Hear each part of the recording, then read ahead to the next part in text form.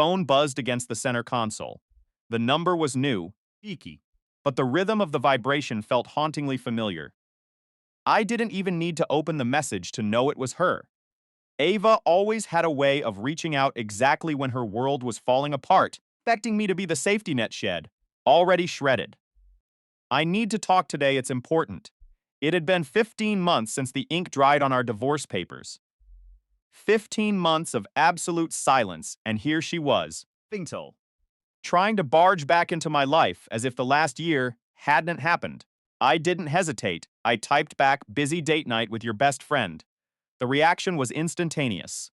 First, the typing bubble appeared and vanished. Over, like she was struggling to contain a volcanic eruption.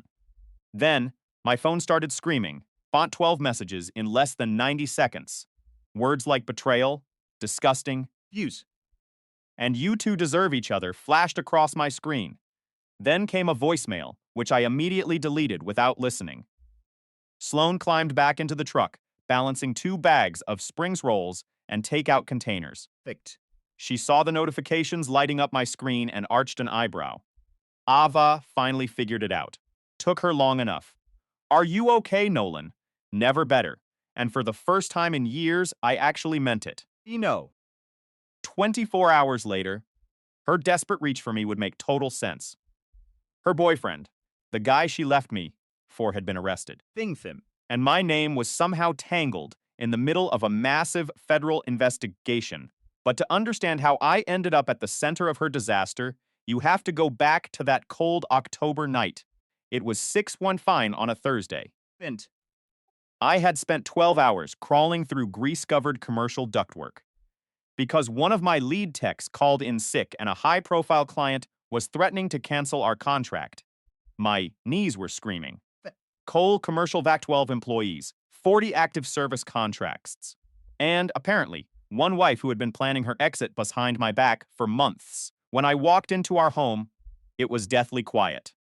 No TV, or smells, no warmth. The only sound was the rhythmic ticking of that antique grandfather clock her mother gave us as a wedding gift 7 years ago. I found her in our bedroom. From it, surrounded by 3 matching seafoam-colored suitcases. She was folding a silk blouse with the meticulous focus of someone who had practiced this scene in her head a dozen times. She didn't even look up as I entered. Taking a trip? I asked, my voice raspy from a long day. She finally stopped, her face hardening into a mask of cold indifference. I'm taking my life back. Nolan, I want a divorce. I leaned against the doorframe. Perfect. My body too exhausted to manufacture the heartbreak she clearly expected. You're leaving on a Thursday? You couldn't even wait for the weekend. She looked at me then, her eyes devoid of the history we shared. This isn't a joke. Right. I know, I replied, gesturing to the luggage. Jokes are usually funny. This is just a lot of packing for someone who told me she was happy. Just 2 weeks ago. Her jaw tightened. Fusen, I've been unhappy. For years, you were always covered in grease, obsessing over compressor specs and quarterly profits you never saw me. I let out a dry, hollow laugh. Those compressors paid for your Pilates classes, that luggage far in the driveway, and the roof over your head. Ava! She smoothed her Hera telltale sign. She was about to recite a script she had rehearsed in front of her vanity mirror. See? Exactly it. You make everything about money. You have zero emotional depth. I've outgrown you, Nolan. The room felt cold. Is there someone else? She didn't answer. Silence is a loud confession. Who is it? It doesn't matter who it is. It matters to me, I said. Steady. 8 years of marriage. I think I've earned a name. She gripped the handle of her largest suitcase and dragged it toward the door. His name is Ian. He spat out. Ian Whitmore. My blood went cold, not from jealousy, but from recognition. Ian Whitmore was the commercial real estate shark who had tried to lowball me a year prior. He was the type to post toxic, hustle culture motivational quotes on LinkedIn while stiffing his contractors. The guy who tried to pay me an exposure for professional VAC services? I asked. She glared at me. He's a successful businessman. Vision. With a marketing budget, I countered. He wanted me to fix his condenser for free so he could give me a testimonial on his website. That's not business, Ava. That's a scam. She didn't care. Eat. She was already looking past me, past our house, and toward a fantasy. You're not even going to fight for me? She challenged, standing in the doorway. Why would I said, turning away to head toward the guest room. Yoon. Behind me, I heard a sound of pure frustrations. She wanted a scene, and I had given her a business transaction. I spent that night in the guest room, mapping out my future. I didn't fall apart. I liquidated. Feeded. I separated my finances, updated my business contracts, and focused on the work. While she was living the high life with Whitmore in his glass-walled penthouse, I was quietly thriving. I started spending time with Sloan, Finction, the one person who had been a true friend to both of us before the divorcee. One person who knew exactly how much Ava had been lying to me, but the real twist, the business success Ava fell for, was a house of cards. Thanked. 24 hours after that text on Saturday, the news broke. Jude Whitmore was arrested for massive commercial fraud and embezzlement. When the feds seized his assets, they went through his digital records. Found. That he had been using my old client database, which Ava had stolen and handed over to him when she left to launder money through fake service contracts. Fees. My name was on the documents because she had forged my signature to authorize the service fees. I wasn't just a scorned ex-husband anymore. I was the target of a federal investigation. I didn't panic.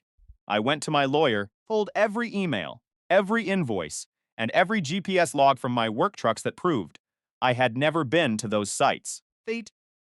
I walked into the federal office with a file folder that destroyed their case against me and provided the smoking gun that locked Whitmore away for good. The day Ava called me, she wasn't asking for a reconciliation. Beauty. She was desperate because Whitmore's lawyers had told her that the only way to avoid prison time was to pin the administrative oversight on the original business owner, Me to sign a false affidavit. admitting I was the one who authorized the payments. When I sent that text date night with your best friend, she realized I already knew. He realized. I wasn't the grease-covered guy she could manipulate anymore. I was the guy who had spent the last 15 months preparing for this exact moment. The trial was short. Ava didn't walk away clean. She lost everything: clothes, the lifestyle, and her reputation. She ended up with a mountain of legal debt and a permanent blemish on her record. I watched from the back of the courtroom as she was led away, looking small and fragile, realizing that the emotional depth she accused me of lacking was actually the very thing that saved me. I walked out of the courthouse, and Sloan was waiting in the truck. Fekshets. Just like that Saturday night. She didn't ask if I was happy. She just handed me a coffee and started the engine.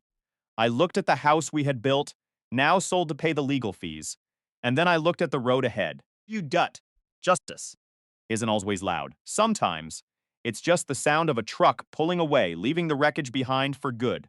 I finally had the life I worked for, and for the first time, it was entirely mine. You. The silence in the house was deafening, yet my mind was already racing, calculating the cost of a future I hadn't anticipated. While she surely imagined I would crumble into dust, Yoon. I was already laying the foundation for my next move. The following morning, I arrived at the shop before the sun had even thought about breaking the horizon. Eels.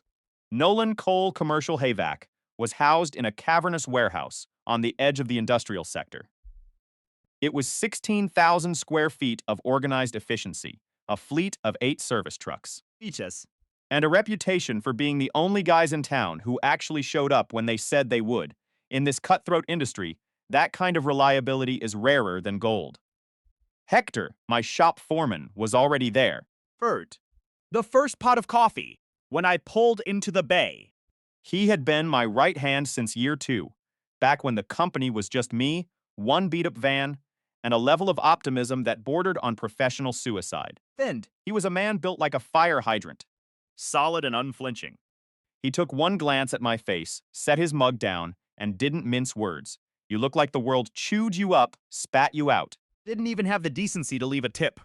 Ava moved out, I said, my voice steady, despite the hollowness in my chest. He didn't even blink. He just nodded. Grim expression of someone who had been expecting the storm for years. About time, he muttered. You aren't the least bit surprised? I asked, genuinely taken aback. Boss, I've been happily married for 31 years, he said, pouring a cup for me. I know what a contented wife looks like. And that woman hasn't looked at you with anything but cold indifference since we were still using the old R22 refrigerant units. feels He slid a clipboard containing the day's service logs across the desk. You want to vent about it? Or do you want to get to work? I want to work, I replied, grabbing the clipboard. That's what I like to hear. threw myself into the day like my survival depended on it, because in a way, it did. I repaired complex equipment, audited our inventory, Evasion. and made dozens of calls to vendors who were starting to get nervous about our payment cycles. The business wasn't failing, but it certainly wasn't thriving either. We were breaking even on most months, Thing. pulling ahead on the good ones, and dipping into our reserves during the slow ones. It was the kind of precarious financial tightrope that steals your sleep when you start overthinking it. Around 11 in the morning, Fins. my phone buzzed with a call from Donovan Briggs. Donnie operated 3 of the largest luxury car dealerships in the county and had been my most significant client for 4 years running.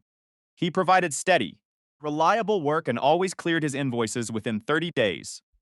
Nolan, we need to talk, he began. His voice carried that specific, heavy tone people adopt right before they drop a hammer. You mingled with the weight of someone who feels guilty but intends to do it anyway. What's happening, Donnie? I asked, bracing myself. I was approached by a new outfit yesterday, Whitmore Commercial Services. 15.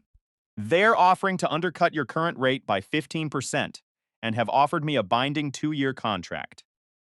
They've promised a full maintenance package with an emergency response guarantee that covers everything. Fig. They came in with a slick high-end presentation, he explained. My stomach dropped, leaving me feeling like id just stepped off a ledge in the dark. Whitmore Commercial Services? I repeated, the name tasting like ash. Yeah, You've heard of them. I knew them all too well now. Ian Whitmore. The same guy currently unpacking my wife's suitcases at whatever overpriced condo he called home. Then just stealing my wife. He was coming for my livelihood, too.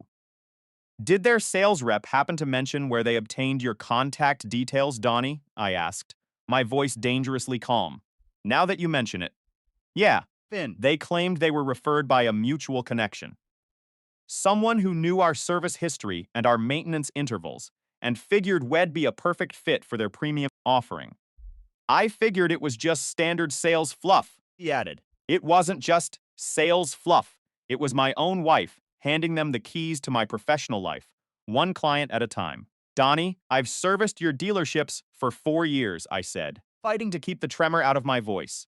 I've never missed a single call. I've never left you stranded on a weekend. And I've never once used supply chain excuses to explain away a slow response time. I know, Nolan, Why I'm calling you first. he said softly. But 15% is a significant margin, and I have shareholders to answer to. I have a board that scrutinizes every single line item on the quarterly reports. Give me a week. I pleaded. Let me put together a counteroffer, something that respects both of our bottom lines. You have until Friday, but I need something concrete. Nolano more promises, just a solid plan. Fret. I hung up the phone and sat in the silence of my office, the pieces clicking together with sickening precision. Executing a surgical strike on my most profitable accounts. Using insider intelligence he couldn't possibly have obtained legally. And Ava was undoubtedly the mole. Hector appeared in the doorway again. Bad news. Whitmore Commercial Services just tried to poach Donnie, I said. Whitmore? That's the real estate mogul, right? The guy with the billboards on every corner. The very same. Finn, and he's the same guy my wife left me for. Hector went deathly quiet for a moment. Do you want me to accidentally drop a heavy-duty toolbox on his luxury sedan? I know a guy who knows exactly where he parks. He offered. You narrowing. Tempting, I said, forcing a faint, humorless smile. But no, I stood up, the fire of resolve replacing the shock. I need to know how he got Donnie's contact information. You know, every other. Move he's made while I was busy looking the other way. Dot. The answer arrived 3 days later, and it was far more devastating than anything I could have imagined. Eating. Ava had been feeding my proprietary client lists to E-Ions for months. I discovered it through my accountant, Ruthann, an incredibly detail-oriented woman who had managed my books since the day I opened. Thank you. She had noticed anomalies in the email system logs while reconciling the quarterly invoices. Someone has been accessing your CRM system 17 times in the last 60 days from an IP address that doesn't match your office. Your home. Or any of your registered devices. Ruthann said, sliding a printed report across her desk. Hint. The login credentials used were those of your wife, the ones you granted her 2 years ago, so she could assist with the billing during the peak season. I stared at the printout, watching the dates, the specific times, Files. that had been compromised. Client contact details, contract expirations dates, service histories. Pricing tiers. Vendor contracts, everything. A competitor would need to systematically dismantle my entire customer base. She was feeding him my business. Piece by piece, I whispered. The betrayal burning in my chest. Ruthann nodded slowly. Systematically. She confirmed, for at least 5 months. And there is something else, she added, pulling out a second document with the expression of a person about to deliver a fatal blow. 3 weeks ago, someone applied for a commercial credit line in your company's name. The application utilized your tax ID and your business address. It was denied due to a fraud alert triggered by your bank. But the attempt is now officially on record. They tried to open a line of credit using my identity, using the company name, and because I'm a sole proprietor. It would have been legally indistinguishable from me. Things in you. If it had been approved, they could have racked up massive debt that would have become my legal and financial nightmare. My own wife had been sabotaging me while sharing my bed, whispering endearments, while simultaneously stripping my business for parts. Ian Whitmore wasn't just a romantic escape. He was her partner in a calculated effort to destroy everything I had worked a decade to build. I sat there, the weight of the betrayal settling in, and began to build my case. I would document every transgression, save every digital footprint, and archive every timestamp of their treachery. Wasn't just coming. I was going to hand-deliver it to their front door. The silence in the conference room was heavy thick with the scent of stale coffee and the finality of a life being dismantled. Ava sat across from me, her lawyer beside her, radiating a smug confidence that only someone who believes they have successfully pulled off the perfect heist could possess. She thought she had ruined me. She believed that taking the house, the car, and the luxury vacations was the ultimate checkmate. I looked at her, then at my own attorney, Joanna, a woman whose reputation as a legal shark was earned in blood and courtroom victories. I had already signed the papers. The divorce was finalized, and by all appearances, I had been cleaned out. I had signed over the deed to our home, the keys to her imported SUV, and every single sentimental item we had accumulated over 8 long, wasted years. Her lawyer looked at me with a mix of pity and confusion, clearly wondering why I hadn't fought for a single cent of our shared equity. As they stood up to leave, gloating in their supposed victory, Joanna leaned back, a small, knowing smile playing on her lips. Once the door clicked shut, leaving us in the quiet of the office, she looked at me. You realize that mortgage is going to crush her within 6 months, she said, her voice calm and calculated. I nodded, feeling the cold. Hard way to plan settling into place. Ava had taken the lifestyle, but she hadn't realized that the lifestyle was funded by a foundation she had just helped me systematically destroy. I had kept the business. I had kept the client database, the contracts, and, more importantly, the debtor what she thought was debt. In reality, it was the only asset that actually generated revenue. Focus shifted immediately to the next phase of the operation. I needed to document everything. Every attempt they had made to poach my clients, every unauthorized access to my server, and every timestamp of their betrayal was being logged. Ruthann, my assistant, had been working tirelessly, building a file that grew thicker with every passing week. Keep at it, I told her one Tuesday, You. When we are ready to move, we are going to strike hard and leave them with nothing. Life at the shop became my only sanctuary. Hector, my lead technician, had stepped up in a way I hadn't anticipated. he just show up. He took charge, managing the schedule and training two new, competent techs who actually treated the work with respect. One Saturday evening, Lieutenant. long after the sun had set and the city of Tampa was humming with weekend energy, we were still at the office. You are working too hard, boss, Hector said, handing me a container of rice and beans prepared by his wife, Rosa. In the blood. He added, with a grin. My grandfather worked until he was 87, and he never let a setback define him. He leaned against the workbench, his expression turning serious. What it's like to deal with a snake in the grass. My brother-in-law did the same thing to my sister years ago. He thought he was smart, living the high life while he drained her accounts. But today, Think. he's selling used cars in a dying studio apartment, and my sister owns 3 rental properties. Justice has a way of finding its way back around. His words struck a chord. I wasn't just working to save a business. I was working to build a fortress of evidence. 2 months post-divorce. My phone buzzed with an unknown number. It was Sloanova's best friend since college, We met at a diner. near the hospital where she worked as an nurse.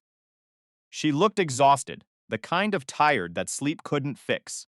Ava told me everything 3 days before she left you, Sloan said. Free not wasting time with pleasantries. She expected me to be happy for her. She wanted me to store her boxes so you wouldn't catch on to her escape plan. I stared at her, my pulse quickening. What did you tell her? I asked. Feet. I told her she was a monster, Sloan replied, her voice trembling with genuine disgust. We had been friends for 15 years, but she was a stranger to me in that moment. He cut me off because I wouldn't celebrate her betrayal. She reached into her bag and pulled out her phone. She was so arrogant, Nolan. She bragged about everything. In these texts, the business plan, the timing, The chat. how she and Ian were going to bleed your systems dry. She thought she was as a mastermind. She slid the phone across the table. The screens were all their months of discussions about restructuring the client pipeline, Things. leveraging my operational framework, and systematically dismantling my life from the inside out. I felt a surge of cold fury, followed by a strange, liberating clarity. Why give me this? I asked. Because I hate being played, He said. and because I want to see her face when she realizes she didn't win anything. That night, I forwarded everything to Joanna. She called it the smoking gun. Know that, premeditation, intent, the trap was finally set. Few net born. The following month, during a scheduled business audit that Ian Whitmore thought was just routine, the walls finally closed in. They weren't expecting a forensic investigation, Certainly weren't. expecting the mountain of digital evidence proving the theft of trade secrets and the deliberate sabotage of my company. I walked into the conference room where Ian and Ava were sitting Faces pale. as they looked at the documents spread across the table. You thought you were smarter than the system? I said, my voice steady, devoid of the hurt I had carried for months. But you forgot one thing. Foundation built on lies can never support a life. Ian tried to stammer out an excuse, but his voice cracked. Ava didn't even look at me. She was looking at the papers, Realizing that the house she couldn't afford and the car she couldn't maintain were now the least of her worries. Legal action followed, swift and devastating. The court didn't just rule in my favor, it shredded their credibility. you. The business was returned to my sole control, and the settlement she had clawed for was clawed back 10 times over in damages and legal fees. A week later, I saw a post on social media. Ava had moved out. Thinks it. The house was on the market, listed for a price far lower than what she had bragged about. I didn't gloat. I didn't send a message. I simply focused on the work, surrounded by a team that actually cared, Vision. and a life that was finally mine again. As Hector reminded me, justice is a slow-moving river, but it always reaches the sea. And sitting there in my office, watching the city lights of Tampa, I finally felt at peace. Reddit. I had rebuilt from the ashes. This time, the structure was impenetrable. It wasn't a whirlwind romance, not at the beginning anyway. It was just two people who had been systematically dismantled by the same person, finding a quiet, hollow sort of comfort in trading notes. She would send me a quick text whenever Ava posted something particularly infuriating on social media. I'd ping her whenever my legal team hit a new milestone in the case. Coffee at a local shop turned into long, tired dinners at her apartment. Dinners eventually turned into something that felt like a lifeline. Son. Sloane didn't want to fix me. She didn't want to change my routine. And she certainly didn't expect me to be someone I wasn't. She just wanted a man who showed up when he said he would. Thing. And who told the truth, even when the air in the room got heavy and uncomfortable. You know she is going to lose her mind when she finds out about us, Sloane said one night, swirling a piece of pad thai on her fork. You is going to view this as the ultimate betrayal. She'll think it's worse than the time I refused to help her hide those boxes. When you gave me the evidence of her fraud, that wasn't a betrayal, Nolan. That was justice. She pointed her chopsticks between us.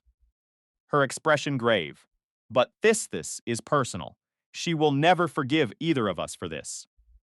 I took a slow breath and looked at her. Can you live with that kind of heat? I've been living with the fallout. Ever since she asked me to help her lie to you. But besides, some friendships are just meant to end in flames. And for what it's worth, you are significantly better company than she ever was. Pen. 6 months after the ink dried on the divorce papers, I received a phone call that would fundamentally alter the trajectory of my life. It was Donnie Briggs on the other end of the line. Tate. He was the same client that Ian had desperately tried to poach with that shady 15 discount offer, back when everything first started crumbling. I had convinced him to stay with me by matching the price and adding a layer of extended emergency coverage that Ian couldn't touch. Nolan, you need to get to my office immediately, Donnie said, his voice unusually tight. Brent, and bring that lawyer of yours, if she's available. I called Joanna, and we drove to Donnie's dealership in silence, both of us sensing the shift in the wind. He was waiting in his office, massive stack of folders dominating his desk, wearing an expression I had never seen on him before. Donnie was usually the kind of guy who lived for handshakes, golf jokes, and easy smiles. Today, he looked like a man staring into an abyss. 6 months ago, I was inches away from signing a long-term contract with Whitmore Commercial Services. I remember, I said softly. Fenton. You also remember that 3 of my closest competitors in this market actually did sign with them. Guys I've known for 20 years. We share vendor contacts, we discuss industry trends at chamber meetings, and we've referred clients to one another since we started out. I remember that, I repeated. It was the single biggest mistake any of them ever made. He slid the heavy folders across the mahogany desk. Take a good look. First folder was packed with invoices, and my stomach turned as I scanned the pages. There were service calls billed for work that had absolutely never happened. There were charges for high-end parts that were never installed in any unit. There were labor hours logged that didn't match a single dispatch record in their own digital system. He's been billing them for ghosts, Donnie said. His voice low. Techs that never stepped foot on the property and parts that never left the shelf. One of my buddies runs a restaurant supply company on the other side of town. His invoices showed monthly filter changes on units that hadn't been touched in over half a year. He only caught it when his walk-in freezer died completely and the repair guy from a different firm found the original. Filter sitting right there, choked with dust. He had paid for 6 monthly changes, and yet not a single one was ever performed. I flipped through the pages, my mind racing. The scope of this was absolutely insane. How much are we talking about, Donnie? Just from the 3 guys I know personally, over 50 grand. In clear overbilling across just 6 months, and that is only what they've managed to catch and prove so far. Joanna leaned forward, her eyes narrowing as she studied the documentation. Are these business owners willing to put this into an affidavit? Are they willing to testify? They are more through than willing, Donnie said. Furious. Donnie pulled a final folder from the stack, his hand trembling slightly. But this is where it gets truly interesting. I started asking around, talking to other business owners who jumped ship to Whitmore because of his unbeatable discount. It was the same story everywhere. Uh, uh. Phantom service calls, insane markups on basic parts, and work that was strictly theoretical. Friend. How many businesses are we looking at total? At least 12 that I've spoken to so far. Probably dozens more that haven't even realized they're being bled dry. Yet, because they haven't had a major equipment failure to expose the fraud. I looked at the invoices again, and then I saw it. Formatting was hauntingly familiar. The service codes were identical to mine. Ian hadn't just stolen my clients, he had pilfered my entire invoice template, my internal documentation system, Fusum, and my entire philosophy of business. And Ava had been the one to hand him the keys to the kingdom. One more thing, Donnie said, sliding a single sheet of paper toward me. Feed. This is a copy of the Whitmore Commercial Services Alcides registration from the state. Look at the registered members. I looked, and the breath left my lungs. There were 2 registered members listed, Ian Whitmore, the managing member, and Ava Cole, listed as a 20 equity partner. Not Ava Whitmore, not her maiden name. Ava Cole. She was still legally attached to me when this company was formed. When was this filed? Joanna asked. You. Her voice sharp as a razor. 3 months before she left him. She was a founding partner of his company, while she was still living in our house, while she was still pretending to be my wife. 3 months of meticulous planning. Joanna noted. This is organized fraud, wire fraud, potentially, given the electronic nature of the payments. And with her name explicitly on the LNC, he is personally liable for every cent. She isn't just an accomplice. She is a principal owner and founding partner. Joanna turned to look at me, her gaze steady. What do you want to do? I looked at Donnie. Resolve. Hardening like steel. How many of those businesses are ready to go to war? How many will sign, and how many will testify? Donnie didn't hesitate for a second. I'll make the calls tonight. We coordinate, we consolidate, and we file this together. More voices, more power. That night, I sat in my apartment with the folders spread across the kitchen table like a battlefield map. She had looked me in the eyes for months, sharing meals and conversation, while simultaneously constructing the very trap meant to bury me alive. Building a fraud case takes time, patience, and surgical documentation. Joanna brought in a forensic accountant named Figsy, a man who spent a full month picking apart every single invoice Whitmore Commercial Services had ever generated. The guy built spreadsheets that looked like beautiful, complex modern art, uncovering patterns that no one else would have ever noticed. Across all 12 businesses that eventually came forward, the pattern was chillingly identical. Billing for services that never occurred. Parts markups of over 200 on materials that cost a fraction of what they charged. Labor hours for technicians who weren't even on the payroll on the dates listed. The total documented fraud was just under $350,000 across 18 months of operation. The mask was off, the system was exposed, and for the first time in a long time, I knew exactly how this story would end. But the air in the office was thick with the scent of stale coffee and the weight of a year's worth of betrayal.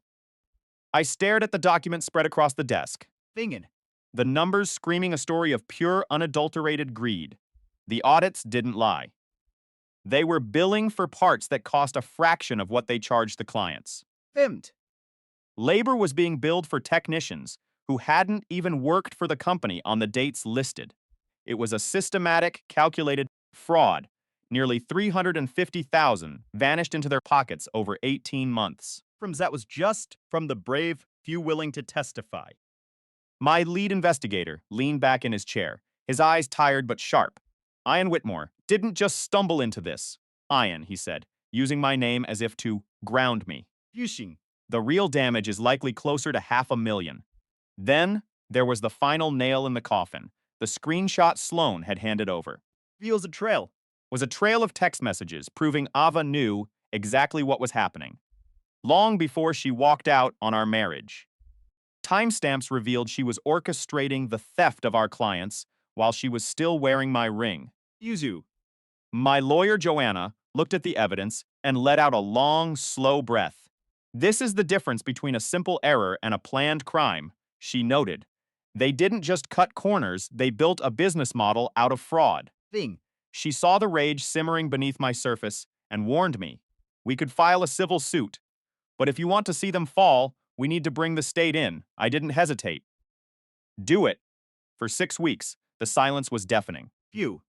The state's fraud division was drowning in a backlog of insurance scams, and our case was buried under 30 other files. Every time Joanna called for an update, the answer was the same: reviewing. Thing. My patience was hanging by a thread, and then the first domino started to wobble. A business owner named Santos, who had been our loudest ally, suddenly went quiet. When I finally got him on the phone, his voice was shaky. Freeze, I can't do this, man. He whispered. I have 3 dry cleaners to run. I can spend the next 2 years in depositions and courtrooms. I tried to reason with him. Ivan stole $8,000 from you. Fent. Santos, that money is gone. But if you back out, he wins. It took Donnie, a friend who had been helping me rally the victims, an entire week of dinners and promises to pull him back in. We were fighting a war on 2 fronts. Fear the legal system and the fear of those we were trying to help. By the 8th month, momentum shifted. Former clients, seeing the cracks in the Whitmore facade, began to return, one by one. Vince. They signed statements detailing equipment failures and bills for services that never happened. One laundromat owner told me, with tears of fury in his eyes, that his dryer vents hadn't been cleaned in 18 months. Fire hazard. I could have lost everything, he spat. I'll testify twice if I have to. Meanwhile, Ian and Ava were living in a fantasy world. They posted their extravagant lifestyle on social media, Fix. parading a new car and a down payment on a gated community house. Ava's engagement photos were everywhere, each angle carefully curated to show off the ring Iwan bought with stolen money. One morning, Cute. Hector showed me their latest announcement. The caption read, "Finally finding my person after years of settling." Settling? Hector laughed, a dry, bitter sound. She called 8 years with you settling. You were just a placeholder. I felt a cold, calm wash over me. My wife, Rosa, had her own way of dealing with it. She knows someone at the county clerk's office, she told me, a mischievous glint in her eye. He can make their permits a nightmare. Justice, I realized, was a tapestry woven from many different threads. Then, on a crisp Tuesday morning, the call came. Joanna's voice was electric. Dean, it's happening. The state has launched an official investigation. Subpoenas are going out today. I hung up the phone, and for the first time in 18 months, I breathed. The aftermath was glorious. Within 3 days, Fiendjetted. the Whitmore Commercial Services website vanished into the digital ether. Their phones went dead. The fleet of vans, once a constant sight in Tampa, began to disappear. I drove past Ian's office and saw the parking lot empty, Fave for 2 Vansone abandoned with a flat tire. the other wearing a for sale sign. Donnie called, his voice booming with satisfaction. Clients are jumping ship. Vid. They're demanding audits on every single invoice. Nobody wants to be the one who signed a contract with a criminal. How is he handling it? I asked. He's losing his mind, Donnie chuckled. Showed up. At one of the client offices yesterday, screaming about conspiracies and sabotage. I leaned back, watching the sunset bleed across the Floridas. Easy. The man who thought he could build an empire on lies was watching it crumble into dust. He didn't lose because of me. He lost because he couldn't stop being who he really was, and justice. Fenf.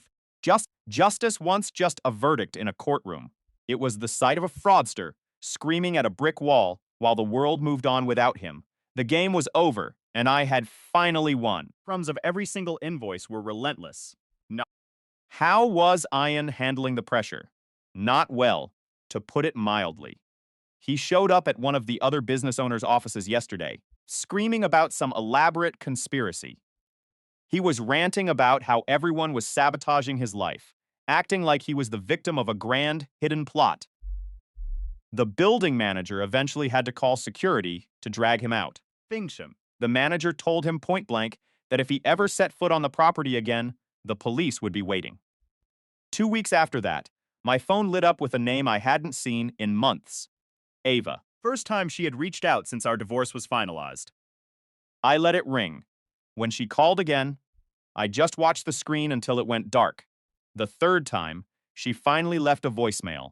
Nolan, You know, you're the one behind all of this, she said, her voice shaking. And I know, Sloan helped you pull it off. My own best friend turned her back on me for your sake. 15 years of friendship. be warned. And she stabbed me in the back just to stay on your side. You need to make this stop right now, Nolan. Please, I'm begging you. Everything is falling apart. Ian is completely losing his mind. The investigators are calling my place of work. And my boss is asking uncomfortable questions. You have to call this off. I saved that voicemail for documentation, just like Joanna suggested. It might come in handy later. Then, I permanently deleted was contact information from my phone for my own peace of mind. 2 days later, Ian showed up at my shop. His eyes looked like they hadn't seen real sleep in weeks. feud. He walked through my front door like he owned the place, while 2 of my techs at the counter stopped working to stare. Hector moved to cut him off, but I signaled him to stand down. Think. I was going to let the guy dig his own hole. You think you're so clever, Ian said, his voice echoing off the walls. You think you've outsmarted me. But I see exactly what you're doing. Feeding information to the investigators. Trying to destroy everything I've built. I stayed seated behind my desk, keeping my voice calm and steady. Everything you built. Business you built using my client lists and my invoice templates. The system my wife stole. Ava and I are partners, equal partners. He spat back. She had every right to bring her expertise to our company. Them straight in the eye. Her expertise was being married to Mayan, and that doesn't transfer. His face turned a deep, furious shade of red. He took a menacing step toward my desk. Ruiz, one of my techs, From his chair without saying a word. he didn't need to speak. He just stood there as a silent reminder. Ian noticed. This isn't over. He snarled.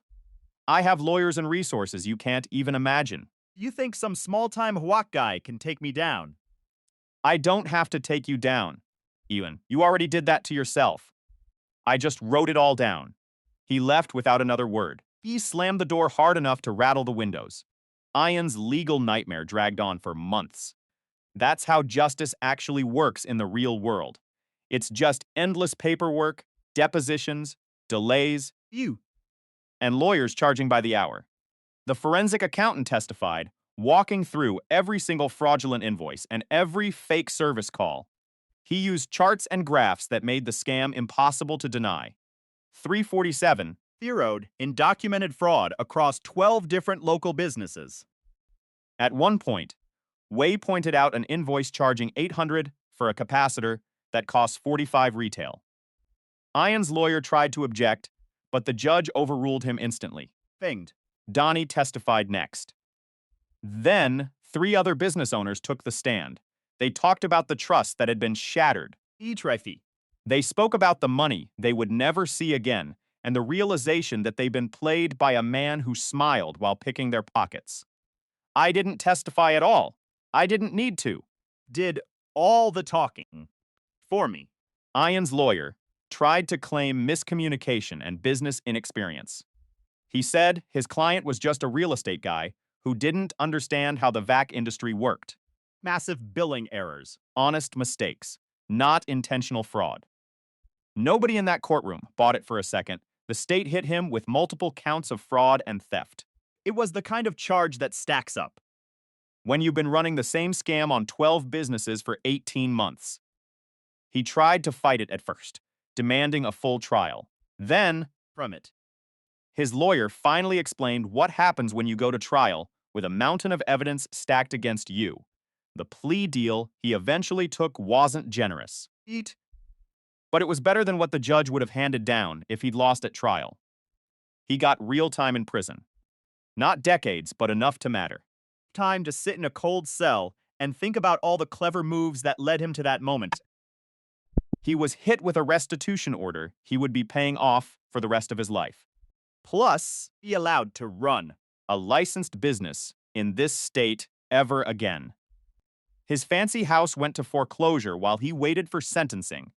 His car was repossessed. fees. The engagement ring he'd used to propose to Ava was returned for whatever tiny fraction of cash the jeweler offered. Ava took a plea deal of her own. Think.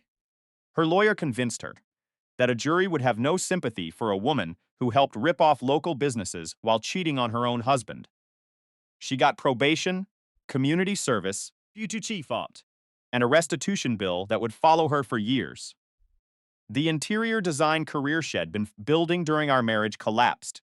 The second potential clients Googled her name and found the court records. Fees known. I heard through Sloan that Ava tried to start over under her maiden name. It didn't work. Someone in the local design community recognized her at a trade show and made sure everyone knew exactly who she was. Feel. Small industries have very long memories. And the house. The one she demanded in the divorce. The one she thought was her ticket to freedom. The mortgage was in her name alone. I had made absolutely sure of that during the settlement. She couldn't afford the payments on what she made, and Ian's money had completely disappeared into legal fees and frozen accounts. He missed 3 payments in 4 months. She finally put it on the market the week after Ian's sentencing, listed at $25 below what Wed originally paid. She still couldn't find a buyer. Foreclosure properties flood the market. He wants to pay full price for someone else's desperate mistake. Hector brought me the listing printout with a grin. It was the same house, now underwater by at least $30,000.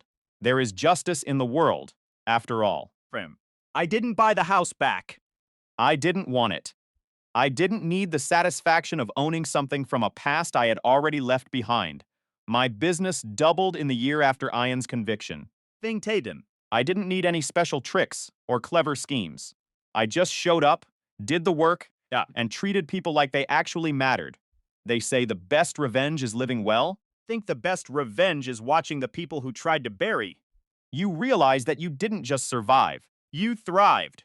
My name is Nolan, and for a long time, I was just a ghost in my own company, each watching Ian Whitmore and his partner, Ava, called dismantle everything I had built with my bare hands.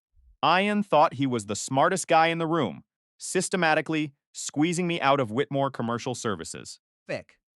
turning my own employees against me and framing me for fraud. He wanted me gone so he could collect the insurance money and walk away with the keys to the kingdom. But he made one critical mistake. Are estimated the loyalty of the people who actually did the hard labor. After Ian was finally convicted and sent away, the silence in the office was deafening, but it was a fresh start. I didn't take over. I rebuilt. Piece by piece. Day by day. I made sure that every client knew that the fraud they heard about was a lie and that the man behind the work was still standing. Things. The business didn't just survive, the scandal it doubled in size. Within a single year. It was simple, really. I showed up, I did the work, and I treated my techs and my clients like human beings, not just invoice numbers. Fees. Donnie Briggs, who had been my right hand through the darkest days, sent me 3 new high-profile referrals in the first 6 months alone. We grew from a skeleton crew to 24 employees, 4 brand new vans to the fleet, and finally moved out of that cramped converted closet into a real professional building. Life began to feel normal again. Or at least, the new version of normal. Sloan and I, Being 10. who had been through the fire together, finally took the step I had been waiting for. We got engaged. At the celebration, Hector, our lead contractor, gave a toast that brought tears to my eyes. Butte. He talked about how some people are just built different, how they play the long game while others burn bridges, and how the ultimate victory is creating a legacy that nobody can touch. Felt like I had finally closed the book on the chapter. Where Ian and Ava were the main characters. But fate, as it turns out, has a funny way of checking in when you least expect it. A month after the engagement, Phone buzzed with an unknown number. I opened the message, and my heart skipped a beat when I saw the name at the top. Ava, it read. I hope you're happy, Nolan. You ruined everything. she went on, Fict. blaming me for everything, for taking the business, for destroying her reputation, and for stealing her best friend, Sloane. She ended it with, I will never forgive either of you for what you did. Fed. I stared at that screen for what felt like an hour, the blue light reflecting in my eyes as the past tried to drag me back into the mud. My thumbs hovered over the keypad, You. and I thought about writing a manifesto explaining how she had helped Ian frame me, how she had watched me lose my livelihood, and how she was the architect of her own downfall, Told her. that she destroyed her own life, the moment she chose greed over integrity. But then, I realized something important. Explaining yourself to someone who wants to remain blind is a waste of time. Peace. I took a deep breath, cleared my head of all the bitterness, and typed just 3 simple words. You're welcome. Goodbye. I blocked the number, tossed the phone on the desk. Turned back to the blueprints for the new warehouse expansion. Some people spend their entire existence obsessing over how to get back at their enemies, looking for the perfect moment to strike or the perfect word to hurt. Then that real revenge isn't. A fight, a lawsuit, or a public shaming. Real revenge is building something that lasts, something that grows and flourishes, Ficken. while the people who tried to tear you down are forced to watch from the sidelines, isolated by the wreckage of their own choices. Standing here today, stronger than ever, Refuse to let their betrayal define my future. guys, we are incredibly close to hitting that 100,000 subscriber milestone on this channel, and I couldn't have done this without your support. If you haven't hit that subscribe button yet, please consider doing so today. It really helps us keep these stories coming. Thank you for being part of this journey and for helping me make this dream a reality. Justice isn't always about a judge and a gavel sometimes. It's about having the last word and then simply walking away,